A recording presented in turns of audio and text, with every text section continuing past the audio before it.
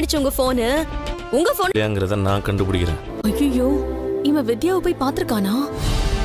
அது நல்லா மழுப்புது மீனா. அது மட்டும் எனக்கு நல்லா இருந்து வாங்கினேன்னு சொல்லுது.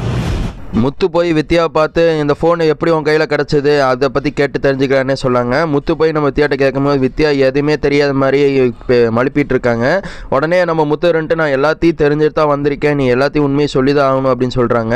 நீ பார்லர் பொண்ணுங்க எடுத்து இப்போ நான் பேசிகிட்டு இருக்கேன், அவ கூட வேலை செய்கிறங்காட்டி எப்படியும் வந்து நீ செப்பல் தைக்க போன இடத்துல விட்டுட்டு போயிருந்தா அப்படின்னு சொல்லி முத்துவே சொல்லிடுறாங்க. எல்லாம் உண்மையை தெரிஞ்சுட்டு வந்து முத்து வந்து மீனாட்ட புலம்பிட்டு இருக்காங்க.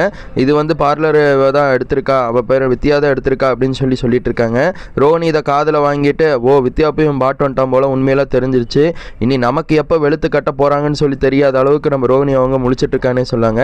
ஆனால் முத்துவ மீனாவும் பேசுறதெல்லாம் ஒட்டி கேட்டுட்டு இருக்காங்க. ஒரு தரமான ஒரு சம்பவம் இருக்குன்னே சொல்லாங்க. இதை பற்றி நீங்கள் நினைக்க உங்கள் கருத்தை கமெண்ட்டில் சொல்லுங்கள். சிறடி காசை சீரியலில் ரோஹினிக்கு என்ன நடக்கும்னு தெரிஞ்சால் கமெண்ட்டில் சொல்லுங்கள். தேங்க்யூ ஃபார் வாட்சிங் வீடியோ.